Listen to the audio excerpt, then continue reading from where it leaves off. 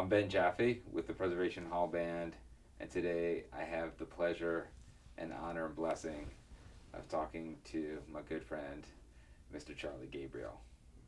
Usually, when we're sitting here like this, we usually have a chessboard. Yeah, you're right, Ben. So we usually when we're having conversation.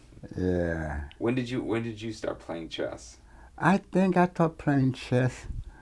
Oh, I've been fooling with it for maybe about 40 years. I don't know how long that's been. Maybe 50. Been Who, playing chess a long time. but who in the My family? brother, August, my oldest brother, he brought the chess set home and was teaching his kid how to play chess. So he mentioned it to me about playing. I thought, and I said, oh man, I have no time for that. And he said, Charlie, sit down and learn this game. So I learned how to play chess early. I must have been about 35 years old. Because I didn't get back into chess until you joined the band. Yeah. That's when I started playing chess again. In fact, it wasn't even immediately. It wasn't up until a couple of years ago. Yeah. That I think we went to Detroit, and that was the first time that I found out that your family played chess. Yeah. That you were all chess players. All the Because my kids. brother's a chess player. Oh, how Yeah. nice that is. But I never really picked it up like he did. Yeah, but it's so relaxing to me, and it's a mind stimulation. See, and it keep you going. It make you think, So I always use that as medicine. Look at the medicine. As long as my mind is working good, and things like that. Chess keeps it working good. Yeah, because you always talk about the fundamentals of of, um, of music too. Yeah. Music, music.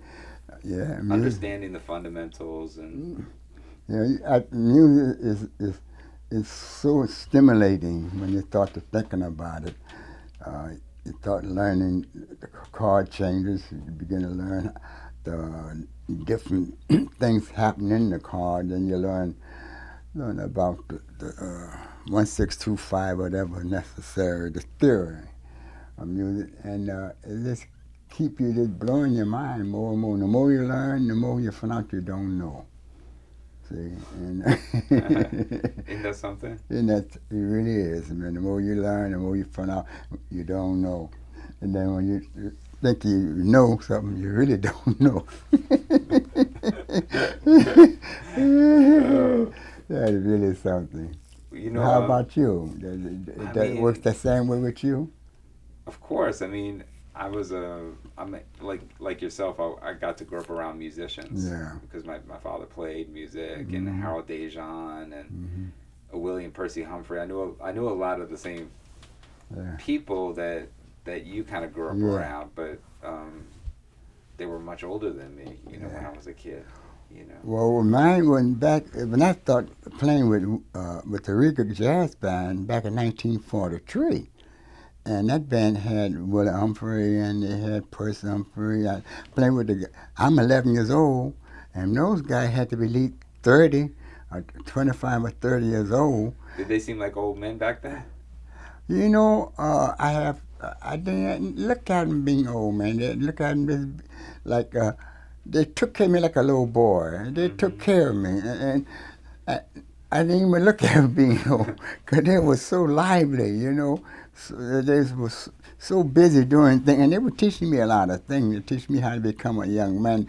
Uh, uh, Incident happened one time. I'm not going to go through the incident, but they were speaking in the car one time, and they were speaking grown-up stuff, and I was sitting there, and the guy said, "Man, don't talk like that in front of the kid." He said, "Man, don't worry about that kid. The kid got to learn too."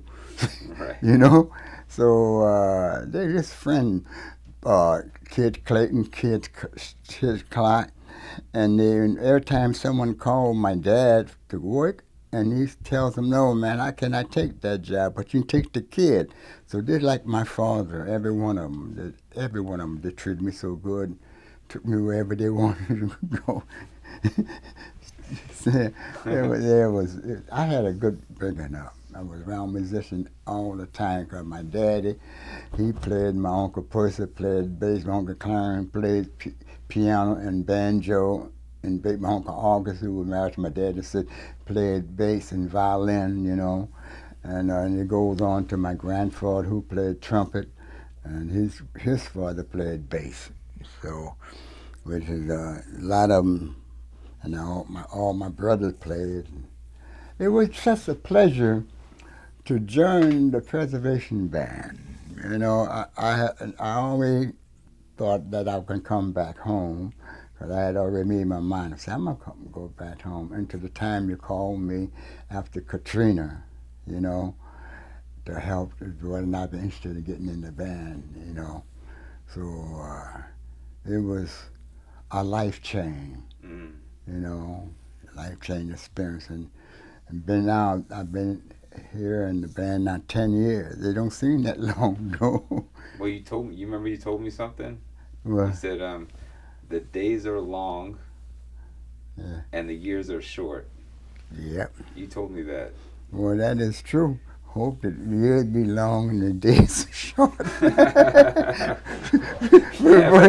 told me like that, boy. The day never seems to end around here. They got to reverse that, man. They got to reverse that. You just no. But I mean, could you imagine that you were going to wake up one day, Charlie, and look back? And I mean, you tell me, you say it just seems like yesterday. Yeah. When we drive down Claiborne or we come up Galvez or something. Yeah, it's just like happened yesterday, but it didn't because I stayed in Michigan 63 years. Yeah. For I joined you guys. But time is still moving, and as long as you enjoying life to the fullest, you know what I mean. I know we never die because God made a spot for each and every one of us, but I don't think nobody's running to get there. You know what I mean? But it's going to happen whether he won't run or not. He can walk slow, but it don't make no difference. You're going to get there. Yes, sir. To your new life. Yes. To your new life. Yeah. What tickled me when I first joined the band, you were playing the banjo. And you were playing the band, playing all these chord changes on that banjo. I said, Ben, you got to make a song out of that, you know? So we sit down together and compose our first song together. You remember which one that was? I'll remind you. That's the one when Marcus was in the car. Yeah. And the big Yellow Moon. Yellow Moon. Yeah. Yes. Yellow Moon. Yeah. That was but you were the one. You got me back playing the upright bass too. Yes, because I had given it up after the storm. You know, I lost my instrument and. Mm-hmm. But you know, I was hearing you playing the tuba. It was beautiful. Don't get me wrong, that tuba was doing the thing. But I also can hear a walking bass in there. You know, I said I'll mention it to you when you play your bass. You say, okay, I look at it.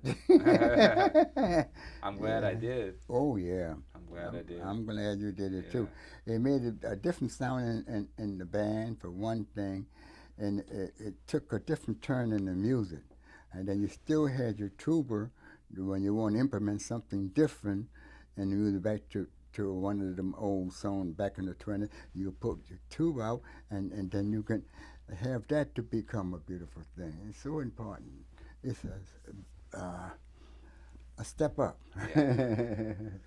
That's right. That's right. Yeah, step up. Well, Charlie, you know, we're going to be honoring you and your family and your legacy and your family's legacy on July 9th. July the 9th. July 9th at Preservation Hall. Yeah. This is the second annual Charlie Gras.